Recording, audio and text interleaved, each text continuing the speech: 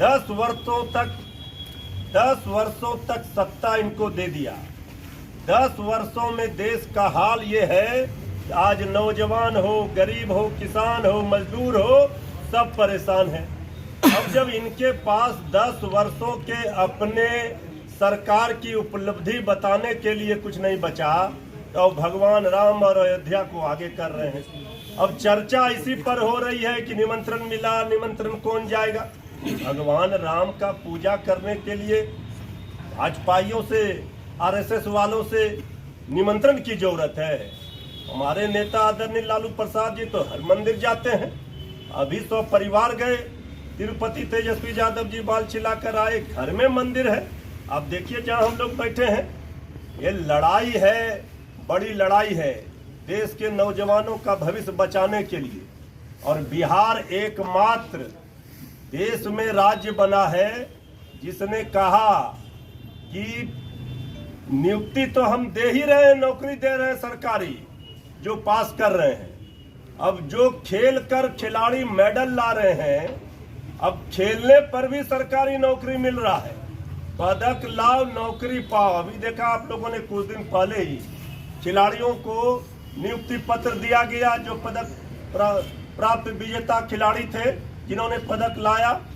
अब ये देश आज पूरे देश में बिहार ने एक नजीर पेश किया है नीतीश तेजस्वी की सरकार ने। ये बातों की चर्चा जन जन तक, टोलों में, गांवों में, कस्बों में जाए, इसके लिए पार्टी नेतृत्व ने ये तय किया कि हम लोग वहां से आए हैं चल करके कि हम अपनी सरकार की उपलब्धियों को बताएं और ये बताएं कि किस तरह से नीतीश तेजस्वी की सरकार ने वर्ल्ड रिकॉर्ड कायम किया है। जो पक्का इरादा है, जो मजबूत इरादा है, वो वादा पूरा करके दिखाया जा रहा है। लेकिन कोई जात हो, कोई धर्म हो, हर जाति धर्म के लोगों को उनके भविष्य को सजाने संवारने का काम किया जा रहा है। हम लोगों को दुख तब होता है जब इसकी चर्चा बिहार में नहीं होती है, चर्चा दूसरी ओर चली जाती है।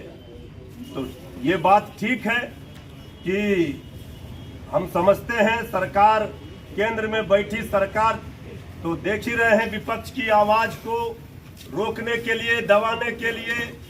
हम जब उनसे राजनीतिक लड़ाई लड़ते हैं, जब हम बात करते हैं पढ़ाई की, कमाई की, दवाई की, सिंचाई की, तो वो भेजते हैं आईटी, ईडी, सीबीआई। भाई देश लोकतंत्र है।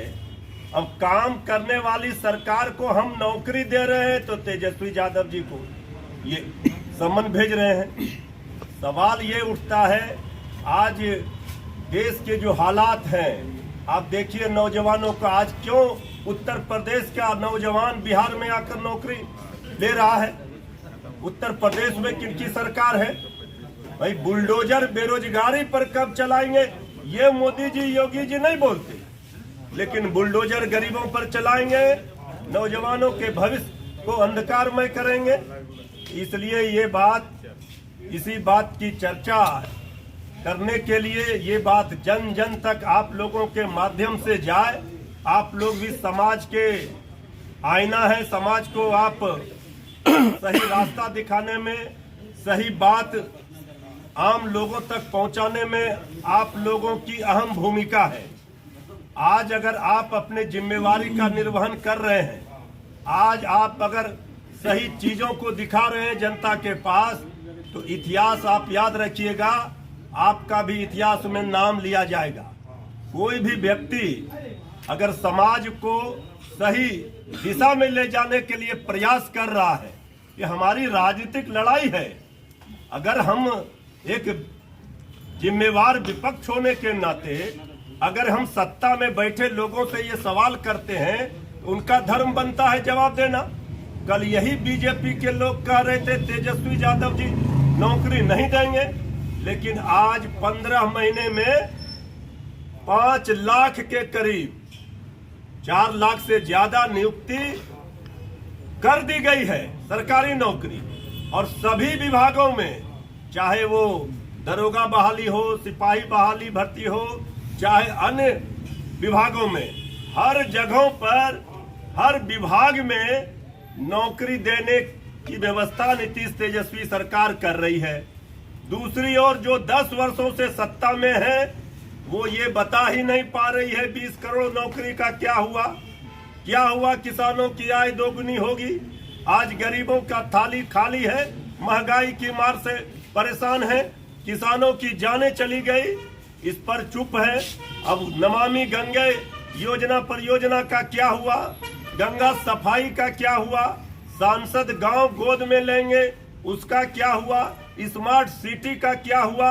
बिहार के साथ सौतेला व्यवहार, बिहार का जो वाजिब हक है वो भी केंद्र सरकार नहीं दे रही है। नीतीश तेजस्वी की सरकार अपने दम पर, अपने बूते पर जो नियुक्ति नौकरी दे रही है और बिहार को चौमुखी विकास बिहार का कैसे हो इस ओर कदम बढ़ा चुकी है। आपने देखा जातीय जन इसकी कितनी संख्या है, किसमें कितना गरीबी है, सारा चीज साइंटिफिक तरीके से इस पर किया गया काम। लाख अड़चन बाधा पहुंचाने का प्रयास बीजेपी ने किया लेकिन वो सफल नहीं हो पाई। इसके बाद सरकार ने आरक्षण का दायरा बढ़ाया और आप देखिए 65% आरक्षण और 10% जो स्वर्ण जाति का आरक्षण, 75% आरक्षण की व्यवस्था बिहार में हुई।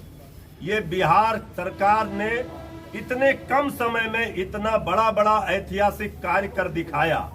ये महागठबंधन सरकार की देन है और नीतीश तेजस्वी सरकार का जो वादा है वो वादा पूरा किया।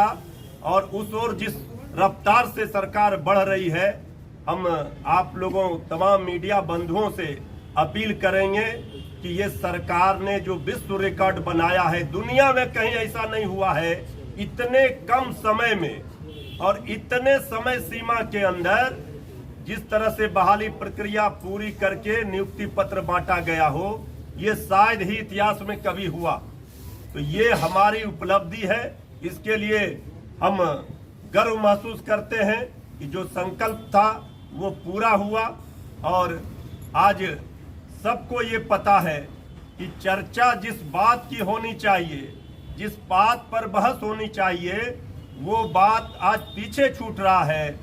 जिस बात पर चर्चा नहीं होनी चाहिए वो खबर प्रमुखता से उस पर चर्चा हो रही है। तो हम सब लोगों का दायित्व बनता है कि हम सरकार के द्वारा किए गए कार्यों के लिए, अगर नौकरी मिल रहा है इतने कम समय में, अगर 10 लाख नौकरी का वादा था वो पूरा होता जा रहा है, तो आप लोगों के भी परिवार में कई नौजवान होंगे जो सरकारी नौकरी जिनको मिलेगा, आपके घरों में भी खुशी आएगी।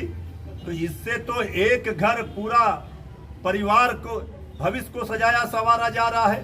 तेजस्वी यादव जी ने कहा कि अब तो चट मंगनी पट बिहा जो कहावत है, अब तो लोगों को जो नौकरी मिलेगा उनको शादी होगी। तो सारे चीजों को सरकार ने ध्यान में रखते हुए हर जाति, हर वर्ग, हर धर्म के लोगों के लिए नीतीश तेजस्वी की सरकार ने व्यवस्था की है कि किस तरह से गरीबों के लिए। आपने देखा कि बिहार विधानसभा में मुख्यमंत्री जी ने कहा कि हम चिन्हित कर रहे हैं, सबको मदद करेंगे। केंद्र की सरकार अगर बिहार के साथ सौतेला व्यवहार भी करेगा तो नीतीश तेजस्वी की सरकार अपने दम पर बिहार को विकास के रास्ते में पूरे देश में नंबर 1 प्रदेश बनाएगा। और किसी को भी कोई कंफ्यूजन नहीं होना चाहिए। नीतीश तेजस्वी की सरकार पूरी मजबूती के साथ, इंडिया गठबंधन पूरी मजबूती के साथ लोकसभा चुनाव लड़ेगा और भाजपा मुक्त भारत बनाने का जो संकल्प है वो पूरा होगा। उन्होंने कहा है कि राजा बनना था, उनको सेनापति बना दिया, तो कैसे बनते हो? नहीं, आदरणीय मांझी जी को तो राजा आदरणीय नीतीश कुमार जी ने ही बनाया था। आदरणीय मांझी जी तो आवेदन इधर भी रखे हुए हैं।